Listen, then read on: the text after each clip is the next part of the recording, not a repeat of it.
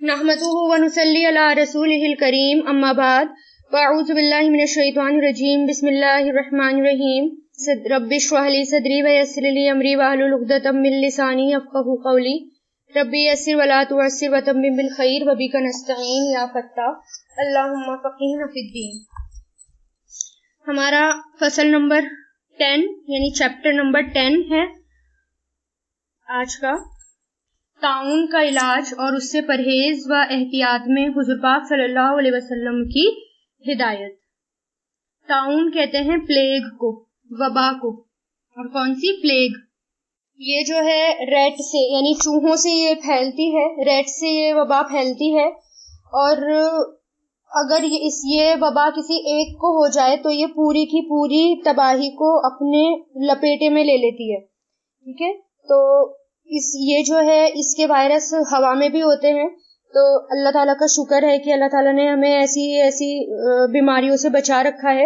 آج کل بھی ویسے وبا پھیلی ہوئی ہے، کرونا وائرس، لیکن وہ جو ہے ٹچ میں اگر کوئی آتا ہے، اس کے وائرسز آتے ہیں تب وہ آتی ہے، پھیلتی ہے، لیکن یہ والی جو بیماری ہوتی ہے یہ ہوا میں بھی ہوتی ہے، اور یہ جو پلیگ ہے جس میں اس کا یہاں پر خاص طور سے ذکر ہے اس میں، اور جیسے مان لو یہ اس طرح بھی ہو جاتی ہے کہ انسان جب وامٹ کرتا ہے، جیسے انسان الٹی کرتا ہے، وامٹ کرتا ہے، تو اس میں بھی اس کے بیکٹیریا ہوتے ہیں، اور ہوا میں اس الٹی کے ذریعے بھی وہ تیزی سے پھیل جاتے ہیں اور دوسرے انسان کو وہ متاثر کرتے ہیں، اس کو دوسرے انسان اس کی چپیٹ میں بھی آ جاتا ہے، ٹھیک ہے؟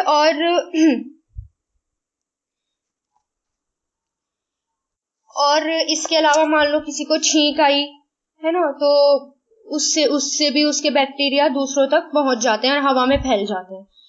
تو یہ جو ہے یہ بھی بہت خطرناک بیماری ہے، لیکن اب یہ دیکھیے آپ کہ جب بھی کوئی وبا پھیلتی ہے، جب بھی کوئی بیماری پھیلتی ہے تو بہت ساری آبادی کو اپنی چپیٹے میں لے لیتی ہے، لیکن بہت سارے لوگ اس سے بچے رہتے ہیں۔ ایسا تو نہیں ہوتا نا کہ مان لو کہیں وبا پھیلی، کوئی ایپیڈیمک یا پینڈیمک، کوئی ایسی بیماری پھیلی اور سب کے سب اس سے متاثر ہو گئے، ایسا نہیں ہوتا نا، کچھ لوگ ہوتے ہیں اور باقی بہت سارے لوگ اس میں بچے بھی رہتے ہیں۔ اور کون سے لوگ بچے رہتے ہیں؟ جس کی امیونٹی پاور اسٹرانگ ہوتی ہے، ٹھیک ہے؟ جو ویک ہوتے ہیں، امیون سسٹم ان کا ویک ہوتا ہے، سب سے پہلے بیماریاں ان کو لگتی ہیں۔ ایک نارمل فلو بھی اگر ہوگا، ایک نارمل فلو بھی پھیلتا ہے نا، تو اس سے سب سے زیادہ متاثر کون ہوتا ہے؟ مان لو کولڈ ہو گیا، کسی کے پاس والے کو کولڈ ہو گیا تو دوسرے والے کو بھی ہو گیا، تو لیکن آس پاس جو بیٹھے ہوتے ہیں سب کو نہیں ہوتا، کس کو ہوتے ہیں؟ جس کی امیونٹی پاور ویک ہو ان کو یہ بیماریاں ہوتی ہیں، چاہے عام فلو ہو ان کو ہوتا ہے، لیکن وبا ہو جس کی امیونٹی پاور اسٹرانگ ہوتی ہے ان کو نہیں ہوتی، وہ لوگ اس سے بچے رہتے ہیں، اس سے سیف رہتے ہیں۔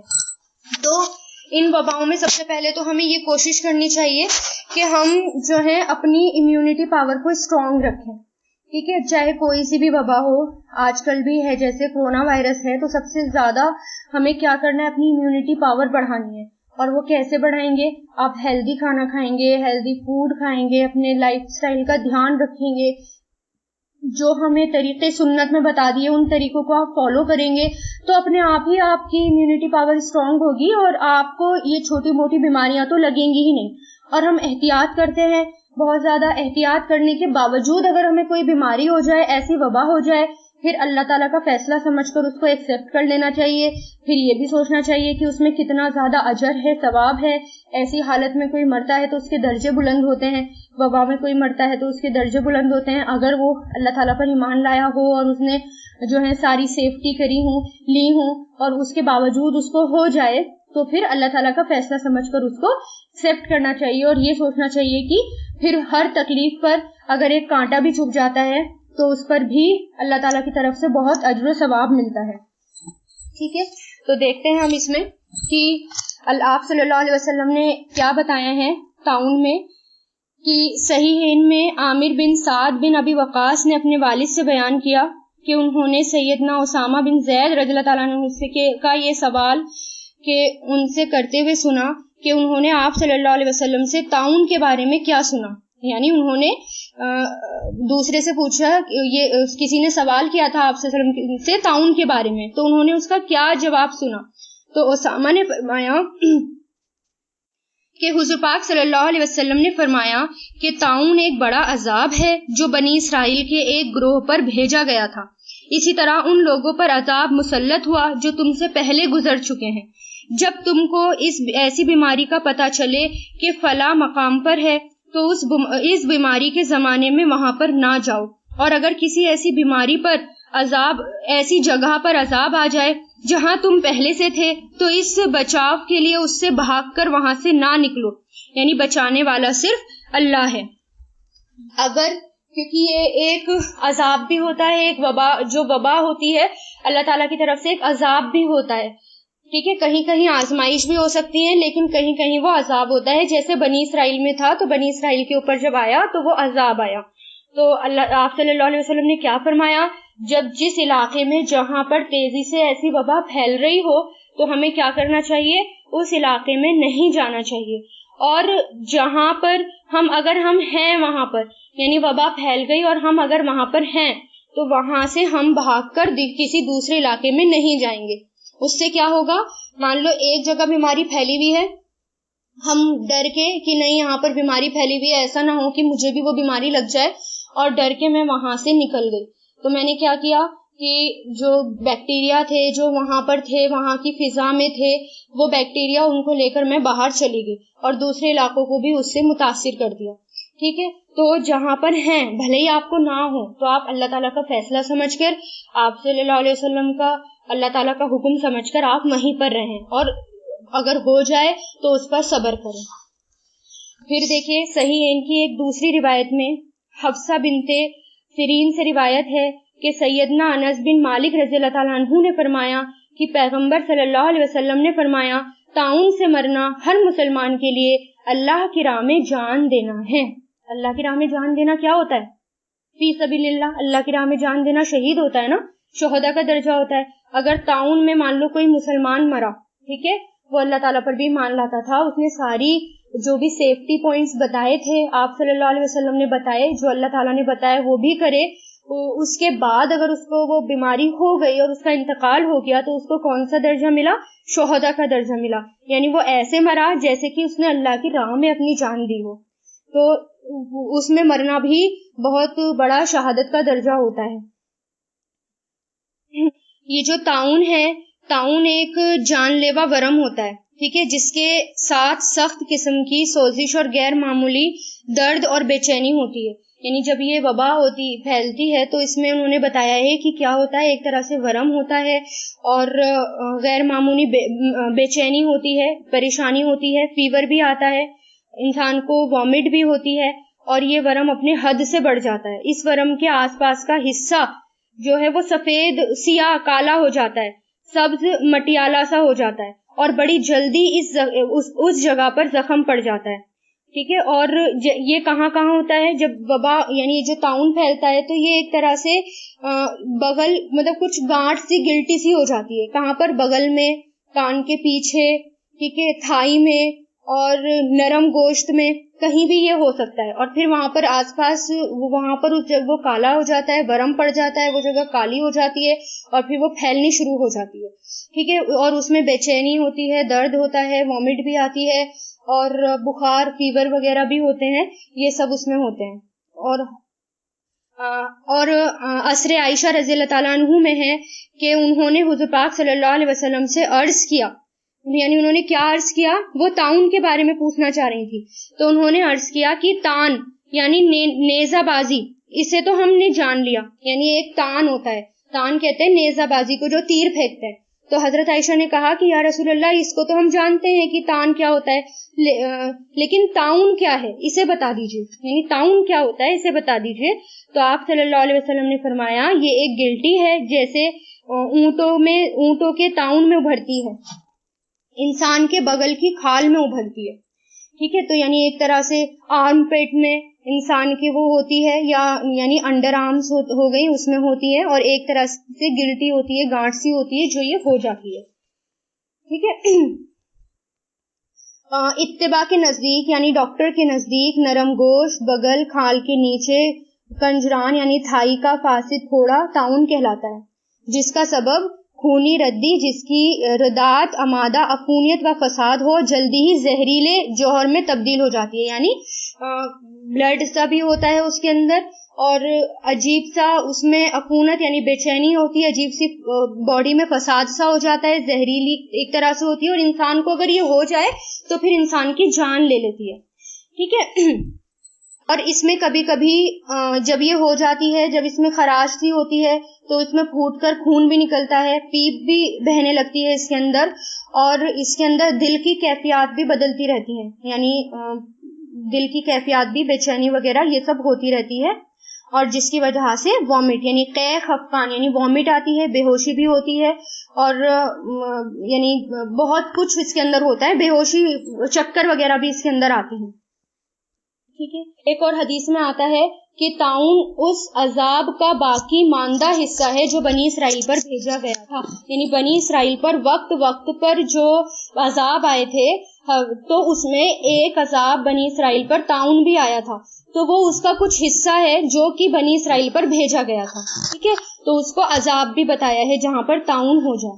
اور پھر دیکھیے ایک حدیث ہے کہ طاعون جنوں کی خلش ہے جو انسان کو تباہ کر دیتی ہے. اب یہ دیکھیے سب سے امپورٹنٹ پوائنٹ کہ ہم جو ہے ہر طرح کی سیفٹی لے لیتے ہیں, جیسے آج بھی کرونا وائرس پھیلا ہوا ہے نا, تو پینڈیمک یہ بن گیا ہے, تو ہر جگہ ہے یہ اتنے زیادہ کچھ کہیں لوگ اتنا زیادہ سیفٹی بھی کر رہے ہیں, ہے نا, سیفٹی پوائنٹس سارے جو بتا دیے گئے ہیں گورنمنٹ کی طرف سے وہ بھی ہو رہے ہیں, اور جو ہونے چاہیے صفائی کا خیال رکھنا, ٹھیک ہے, ماسک منہ پہ لگانا, اور اگر آپ کو کھانسی وغیرہ ہے یا کچھ زکام ہے, کولڈ ہے, کف ہے, تو آپ لوگوں کے بیچ میں نہ جائیں, خود دوسروں کا خیال بھی کریں. ان سب کے باوجود دیکھیے کس قدر وہ تیزی سے پھیل رہا ہے. یعنی زیادہ تر لوگ سیفٹی کر رہے ہیں لیکن اس کے باوجود یہ وائرس بہت تیزی سے پھیل رہا ہے. اب انڈیا جو ہے لگ بھگ اب 3rd نمبر پر آ گیا ہے اور ڈیتھ ریٹ بھی اس کی بڑھ رہی ہے. ٹھیک ہے. تو اس میں جو ہے نا سب سے بڑا ریزن جو وبائیں ہوتی ہیں, کوئی سی بھی وبا, تو اس میں جنوں کی بھی خلش ہوتی ہے. یعنی جن بھی جو ہے اس کا بہت بڑا ذریعہ ہوتے ہیں ان کو پھیلانے کا, کیونکہ آپ دیکھیے کہ جن جو ہے, شیطان جو ہے وہ شروع سے ہی انسان کا دشمن ہے. جب سے دنیا بنی ہے جھگڑا ہی دو کے بیچ میں رہا ہے, ایک انسان کے بیچ میں اور ایک شیطان کے بیچ میں, ہے نا. جب سے دنیا بنی ہے اور وہ یہی کوشش کر رہا ہے کہ کسی بھی طرح مجھے اگر انسان کو نقصان پہنچانے کا موقع مل جائے گا تو مجھے نقصان پہنچانا ہے, اور وہ اس چکر میں اپنی ساری کی ساری فوجیں دوڑا دیتا ہے. جو کچھ اس کو کرنا ہوتا ہے وہ کرتا ہے اس چکر میں, ہے نا. تو یہ جنوں کی خلش بھی ہوتی ہے, وبائیں, اس کے جو ہے پوری کی پوری فوجیں اس شیطان کی پوری فوجیں لگ جاتی ہیں اس کو پھیلانے میں. اب دیکھیں نا, جن جو ہیں وہ نظر تو نہیں آتے, ہوائی مخلوق ہوتی ہیں, وہ نظر نہیں آتے, ایک جگہ سے دوسری جگہ اڑ کر تیزی سے پھیل جاتے ہیں, ہے نا, مٹی سے نہیں بنے وہ, اور ایک جگہ سے دوسری جگہ پلک جھپکتے ہی وہ پہنچ جاتے ہیں. ہم باقی تو کر سکتے ہیں, اپنے لوگوں کو اپنے گھروں میں آنے سے بھی روک سکتے ہیں, ہم خود کو بھی دوسروں کے گھروں میں جانے سے روک سکتے ہیں, لیکن شیاطین, جنات, ان کو تو نہیں آپ روک سکتے, ان پر آپ کا بس نہیں چلتا. اس لیے آپ صلی اللہ علیہ وسلم نے یا اللہ تعالیٰ نے آپ صلی اللہ علیہ وسلم کے ذریعے دعائیں بتائی ہیں ایسی وباؤں سے بچنے کے لیے, بیماریوں سے بچنے کے لیے. اب کیونکہ جن شروع سے ہی انسان کا دشمن ہے, اس لیے بہت بڑا حصہ جنوں کا ہوتا ہے, ایک جگہ سے دوسری جگہ پہنچ کر وہ ان بیماریوں کو پھیلانے کا سورس بنتے ہیں. اس لیے دعائیں سکھائی گئی ہیں, آپ صلی اللہ علیہ وسلم نے دعائیں سکھائی ہیں کہ اللہ تعالیٰ ہمیں ایسی بیماریوں میں ہمیں عافیت میں رکھے, اللہ تعالیٰ ہمیں بچا کے رکھے, جنوں سے بھی جو بیماریوں کو پھیلاتے ہیں ان کو بھی ہمارے گھروں میں آنے سے روکے اللہ تعالیٰ, اور ہمیں ان کے اثرات سے اللہ تعالیٰ بچائے. تو بہت ساری دعائیں ہیں حدیث میں جو کہ پڑھنے کے لیے ایسی وباؤں میں ہوتی ہیں. دعائیں بھی ہمیں پڑھنی چاہیے ان ایسی پینڈیمک میں یا ایسے جو وائرسز پھیلے ہوئے ہوں. ٹھیک ہے. اور ویسے تو ہر وقت ہمیں دعائیں پڑھنی چاہیے, صبح شام کے اذکار کی پابندی کرنی چاہیے. یہ سب سے بڑا رول ہے اس میں. ہم سب کچھ کر لیتے ہیں لیکن ہم صبح شام کے اذکار کی پابندی نہیں کرتے, اور قرآن میں کثرت سے ذکر ہے صبح شام کے اذکار کا, بار بار آتا ہے کہ تم تسبیح کرو, صبح شام تسبیح کرو, اذکار کرو. وہ کیوں ہے, اتنا زور کیوں دیا گیا ہے ان پر؟ کیونکہ انسان ہر وقت آفتوں سے, مصیبتوں سے, شیطانوں سے گھرا ہوا ہے. جب دعائیں نہیں پڑھیں گے تب تک بچ نہیں پائیں گے. اور جب دعائیں پڑھ لیتے ہیں تو بڑی سے بڑی آفت سے بھی اللہ تعالیٰ ہمیں بچا لیتے ہیں. پھر دیکھیں ایک جگہ آتا ہے کہ طاعون کسی نبی کی بد دعا کا اثر بھی ہے. بنی اسرائیل میں ہی نبیوں کو وہ قتل کر دیا کرتے تھے, نبیوں کو پریشان کیا کرتے تھے, تو اس لیے کیونکہ طاعون جب آ جائے تو یعنی وہ کسی نبی کی بد دعا کا اثر بھی ہے. اس میں انہوں نے ابن قیم الجوزیہ نے بتایا ہے کہ کیونکہ جنوں کی خلش بھی ہوتی ہے, اس لیے جو ارواح ہوتے ہیں یعنی جو شیطانی جن ہوتے ہیں, روح ہوتی ہیں, ان کو ارواح یعنی شیطانی روح, شیطانی جن جو ہوتے ہیں, ان کی وجہ سے لوگ جو ہیں وہ ان بیماریوں کا شکار ہو جاتے ہیں جو کسی دوسرے بد اثرات سے نہیں ہوتے. یعنی کسی دوسرے سے اگر نہیں ہوں گے, بچ جائیں گے, تو وہ ان جنوں سے نہیں بچ پاتے. اور ان کو دور کرنے کے لیے صرف وہی طاقتیں چاہیے جو اللہ تعالیٰ نے ہمیں بتا دی, جیسے دعا اور غیر معمولی آبزاری, اللہ تعالیٰ کی راہ میں صدقہ کرنا, قرآن کی تلاوت کرنا, کہ انسان ان کے ذریعے ارواح ملکی کا نزول ہوتا ہے جو ارواح خبیثہ کو کھینچ کر مقہور کر دیتی. یعنی جب ہم قرآن کی تلاوت کرتے ہیں, ٹھیک ہے, جب آپ اللہ تعالیٰ کے ذکر میں رہیں گے, ہر وقت اللہ تعالیٰ کی پروٹیکشن میں رہیں گے, تو اس سے کیا ہوتا ہے کہ اللہ تعالیٰ جو ہے فرشتے بھیجتے ہیں, اپنے فرشتے بھیجیں گے, اور پھر وہ جو جن ہوتے ہیں یا بری روح ہوتی ہیں, برے اثرات ہوتے ہیں, ان کو کھینچ کر وہاں سے بھگا دیتے ہیں. جب تک ہم اللہ تعالیٰ کی پروٹیکشن میں رہیں گے, جب تک ہم دعائیں پڑھیں گے, اللہ تعالیٰ کے راستے میں صدقہ کریں گے, قرآن کی تلاوت کریں گے, تو یہ بہت ضروری ہے. آج بھی جو کرونا وائرس ہے اور یہ سب بیماریاں پھیلی ہوئی ہیں, اس میں آپ جتنا زیادہ ہو سکے آپ کو صدقہ بھی کرنا ہے اور آپ کو اذکار بھی پڑھنے ہیں. باقی سیفٹی پوائنٹس تو آپ لے ہی رہے ہیں, جو بھی آپ کو بتا دی گئی ہیں کہ آپ کو کیا کیا کرنا ہے وہ تو آپ کر ہی رہے ہیں سب. اس کے ساتھ ساتھ آپ کو یہ سب چیزیں بھی کرنی ہے. تو اس سے کیا ہوگا کہ ان کے شر کو ہمیشہ کے لیے وہ نست نابود کر دیتی ہیں. یعنی یہ جو دعائیں ہوتی ہیں, اللہ تعالیٰ کی پروٹیکشن ہوتی ہے, یہ ان کے شر کو ہمیشہ کے لیے نست نابود کر دیتی ہے, اور ان کے اثرات جو ہیں وہ جاتے رہتے ہیں.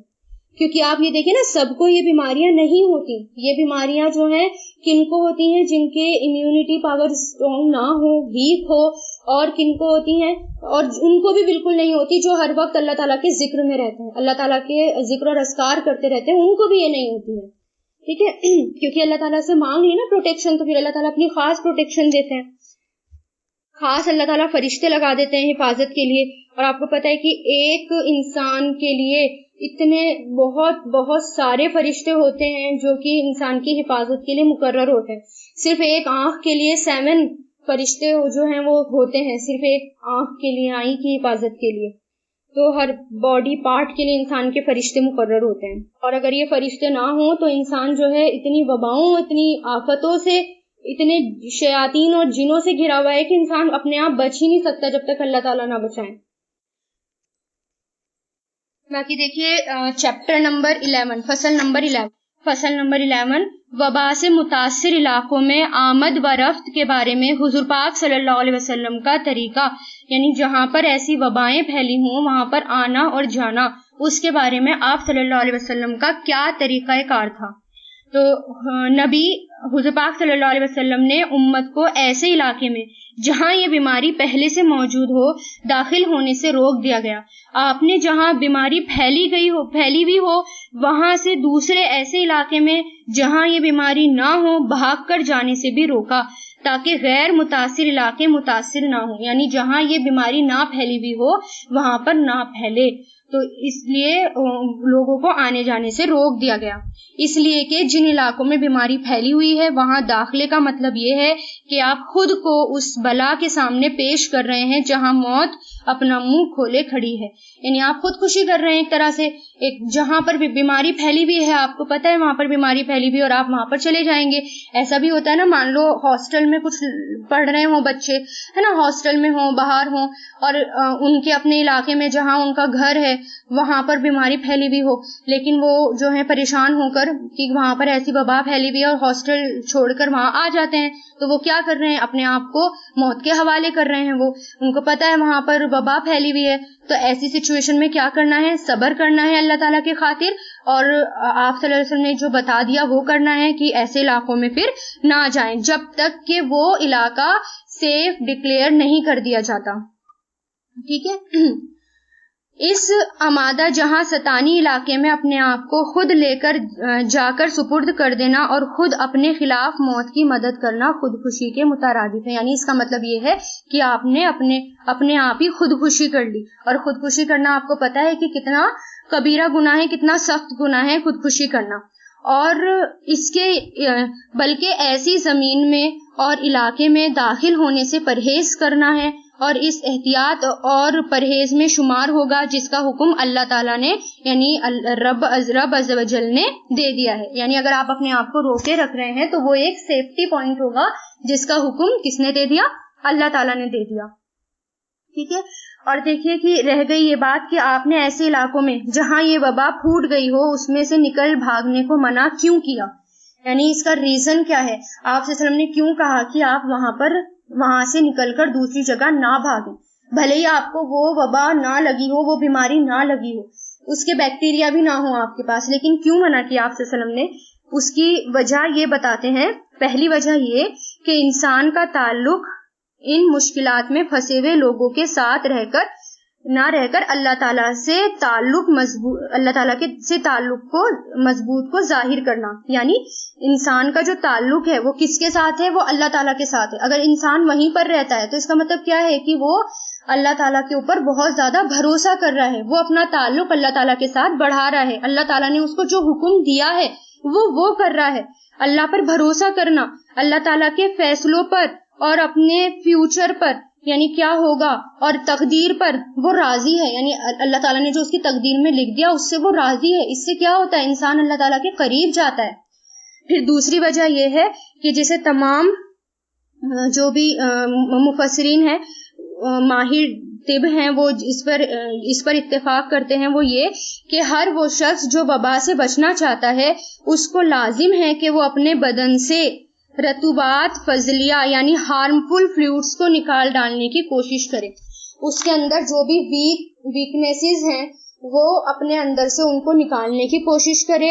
اور پھر یہ کیا کہ ایسی غذا بھی نہیں لینی چاہیے. آج کل جیسے کرونا وائرس پھیل رہا ہے نا, تو اس میں آپ کو ایسا کھانا بھی نہیں کھانا چاہیے, ایسی غذا بھی نہیں لینی چاہیے جس سے کہ ہماری باڈی کے اندر ہارمفل فلوئڈ اور ہارمفل سبسٹینسز جائیں, جس سے ہماری باڈی متاثر ہو, ہمارا جو ہے امیونٹی پاور ویک ہو. ایسے ہمیں چیزیں, ایسی غذائیں ہمیں ان وباؤں میں, ان وائرسز میں اوائڈ کرنی چاہیے. ہیلدی کھانا کھانے کی کوشش کرنی چاہیے اور بہت سارا کھانا نہیں کھانا چاہیے, بہت ساری غذا نہیں کھانی چاہیے, اس کی کوانٹٹی کم کر دینی چاہیے. کیونکہ جب وہ بدن میں ہماری باڈی میں ضرورت سے زیادہ ہو جاتا ہے تو پھر وہیں سے بیماریاں ہونی شروع ہو جاتی ہیں, جو آپ کو پہلے ہی بتا دیا گیا شروع میں کہ جو ہم کھانا کھاتے ہیں اور جب ہم ضرورت سے زیادہ کھانا کھا دیتے ہیں, بجائے وہ ہمیں فائدہ دینے کے وہ ہمیں نقصان دینا شروع کر دیتا ہے. وہ کھانا ہمارا ہضم نہیں ہوتا, وہ کوڑے کی طرح ہماری باڈی میں پڑا رہتا ہے, وہ فیٹس بناتا ہے اور وہ کچھ ہماری باڈی میں نقصان دینا شروع کر دیتا ہے. تو جب ایسی وبائیں پھیل رہی ہوں, ایسے وائرسز پھیل رہے ہوں جیسے آج پھیلے ہوئے ہیں, آج کے حساب سے یہ ٹاپک بہت اچھا ہے کہ جیسے یہ آج پھیلے ہوئے ہیں تو آپ کو یہ کرنا چاہیے کہ آپ کو اپنا کھانا پینا بالکل سنت کے اکارڈنگ کرنا چاہیے, تاکہ آپ کے بچے بھی محفوظ رہیں, خود آپ بھی محفوظ رہیں. اور پھر جب کریں گے سنت کے اکارڈنگ, دیکھیے ایک طرح سے جو وائرس ہے پوری دنیا میں پھیلا ہوا ہے. اب یہ تو ایک علاقے میں نہیں ہے, ایک جگہ نہیں ہے, یہ تو پورے ورلڈ میں پھیلا ہوا ہے. تو اس کا مطلب کیا ہے کہ ہو سکتا ہے کہ اللہ تعالیٰ مسلمانوں کو سدھارنے کی کوشش کر رہے ہوں, یا ہم جو ہیں اتنے بھٹک گئے تھے, ہم نے سنتوں کو بالکل چھوڑ رکھا تھا, اور لائف سٹائل میں تو کہیں ہے ہی نہیں ہمارے سنت. اور ہمیں پتہ ہے کہ کتنا سنت کو چھوڑ کر کتنا بڑا نقصان ہے. ہماری باڈی بھی متاثر ہوتی ہے, ہماری دنیا بھی اور ہماری آخرت بھی, سب برباد ہوتا ہے اس سے اگر ہم سنتوں کو چھوڑ دیتے ہیں. تو آپ کو کیا کرنا ہے, آپ کو ان وباؤں میں بھی اگر آپ سنت کو فالو کرنے کی کوشش کریں گے تو ثواب ملے گا, ڈبل ثواب ملے گا. کہ ایک تو آپ اس وبا میں جو اللہ تعالیٰ نے حکم دیا ہے وہ کر رہے ہیں, اور پھر سنت کو بھی زندہ کر رہے ہیں. خود بھی نہیں کرنا, دوسروں کو بھی یہ بتانا ہے کہ آپ کو کیسے اپنی امیونٹی پاور اسٹرانگ کرنی ہے تاکہ اس کرونا وائرس سے آپ بچے رہیں, جو کہ شروع کے چیپٹرز میں آپ کو بتا دیا گیا ہے. آپ کو غذائیں, کھانا پینا آپ کا اچھا ہونا چاہیے, آپ کے کھانے پینے کا کمبینیشن اچھا ہونا چاہیے. ضرورت سے زیادہ آپ کو نہیں کھانا, وہ کھانا جا کر آپ کی باڈی کو نقصان دے گا, اور اسی سے آپ پھر جب امیونٹی پاور ویک ہوگی تو پھر وبائیں بھی ہوں گی. کرونا وائرس, عام فلو بھی بہت تیزی سے لگے گا. خود پر بھی دھیان دینا ہے, اپنے گھر والوں پر بھی اور اپنے بچوں پر بھی دھیان دینا ہے، کیونکہ جب ہمیں یہ طب نبی پتا ہو، میں تو یہ سمجھتی ہوں، میری اپنی رائے یہ ہے، میں یہ سمجھتی ہوں کہ جس لیڈی کو، جس لڑکی کو طب نبی کا پتا ہو، کتنی ساری جنریشن اور نسل کو وہ سدھار سکتی ہے، کتنی ساری نسل تک یہ خیر پہنچا سکتی ہے، اور وہ اپنی سسرال والوں کے لیے، اپنے گھر والوں کے لیے جو ہے وہ بہت بہت زیادہ لکی ثابت ہوگی وہ لڑکی، جن کو یہ سب باتیں پتا ہوں. کیونکہ آج کل ہر کسی کو طب نبی کا نہیں پتا کہ وہ خود بھی وہ صحت مند رہیں گی، ان کے بچے بھی صحت مند رہیں گے، ان کے سسرال والے بھی، ان کے شوہر بھی، سب، اور پھر سنتوں کو فالو کریں گے. اور سنت کو زندہ کرنا تو ایک شہدا کے برابر کا درجہ ہوتا ہے. تو یہ باتیں آپ کو بتانی بھی ہے کہ آپ کو کیا کرنا ہے اس وائرس میں، اور کرونا وائرس میں آپ کو کیسے رہنا ہے، کیا کرنا ہے جب وبا ہو. اب دیکھیے، جن علاقوں پر طاعون کی وبا پھوٹ چکی ہوں، وہاں داخلے پر پابندی میں چند حکمتیں اور مسئلے ہیں. پہلا، پریشانی کن اسباب سے دور رہنا. یعنی ان کے فائدے کیا ہیں کہ جہاں پر پریشانی والی سچویشن ہو، یعنی اوائڈ ہارمز، ان کو اوائڈ کرنا، اور اذیت ناک صورتحال سے پرہیز کرنا. ٹھیک ہے، جو اذیت ناک صورتحال ہے اس سے پرہیز کرنا، ہمیں بچنا ہے، کیونکہ اللہ تعالیٰ کے نزدیک پسندیدہ شخص وہی ہے جو صحت مند ہے. مومن پسندیدہ ہے، صحت مند. صحت ہونا اللہ تعالیٰ کی طرف سے جو ہے وہ ایک نعمت ہے، اور یہ جو ہے پسندیدہ ہے. اس لیے ہمیں اپنی صحت کا دھیان رکھنا چاہیے. اس کے بعد بھی بیمار پڑ گئے تو پھر وہ اللہ تعالیٰ کی طرف سے، وہ تو تقدیر میں ہے، پھر اس کو صبر کریں اس پر. پھر دوسرا فائدہ کیا، جن عافیت سے معاش اور معاذ دونوں کا گہرا رابطہ ہے اسے اختیار کرنا.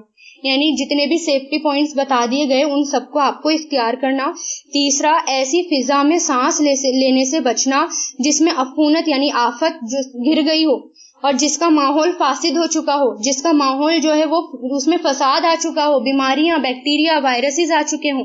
چوتھا، کیوں الگ رہنے میں جو لوگ اس مرض کے شکار ہیں ان کی قربت سے روک. یعنی اگر آپ کو لگ رہا ہے کہ کسی کو وائرس ہو گیا، یعنی کسی کو ایسی وبا پھیل گئی ہے آج کے ٹائم میں، جیسے کورونا وائرس ہو گیا یا طاعون ہو گیا یا کوئی بھی ایسی وبا پھیلی ہوئی ہے، اور ایسے کسی ایک شخص کو ہو جائے، تو آپ کو کیا کرنا ہے، اس سے دور رہنا ہے، اس کے آس پاس پھرنے سے پرہیز کرنا، تاکہ ان کے ساتھ رہنے کی وجہ سے تندرست لوگ اس مرض کا شکار نہ ہوں.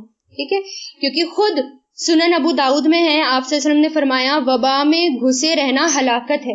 یعنی وبا میں گھسے رہنا ہلاکت ہے. جہاں یعنی اگر کسی انسان کو ہو گیا ہے تو آپ اس سے دور رہیں، اپنے آپ کو بچا کر رکھیں اس سے. پھر پانچواں دیکھیے، بدفعلی اور تعدیہ سے بچاؤ.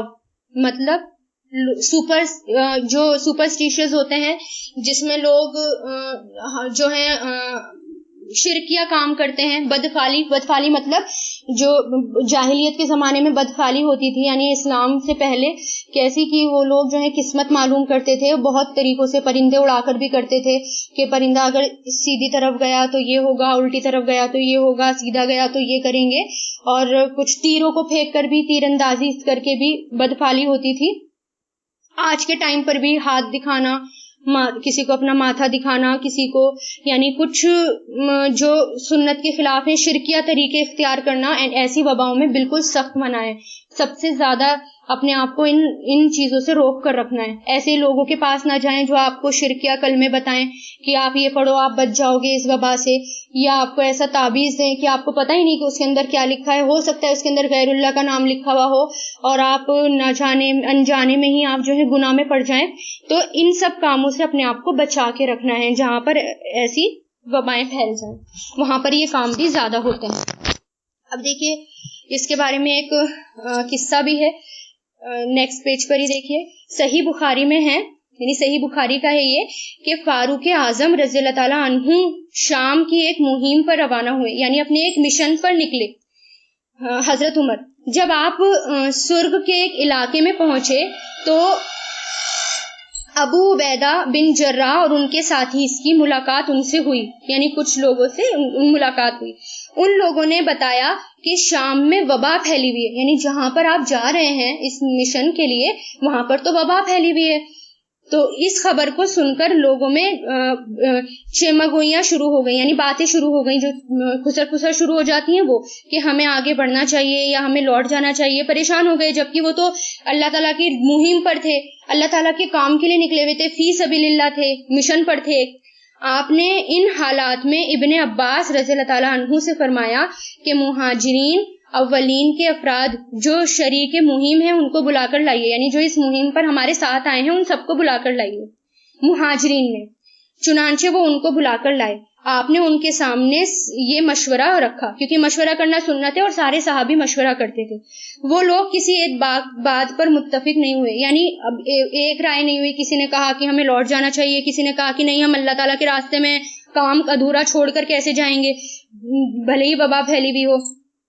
تو کسی نے کہا کہ ہم ایک بڑے مشن پر نکلے ہوئے ہیں، اس لیے ہمیں اس مہم کو سر کیے بغیر واپس نہیں جانا چاہیے، یعنی پورا کیے بغیر نہیں جانا چاہیے. دوسروں کا مشورہ آیا کہ امت کے برگزیدہ اشخاص، یعنی جو بڑے بڑے امتی لوگ ہیں ان کو بلا کر لاؤ، ہم آپ ان سے مشورہ کریں گے.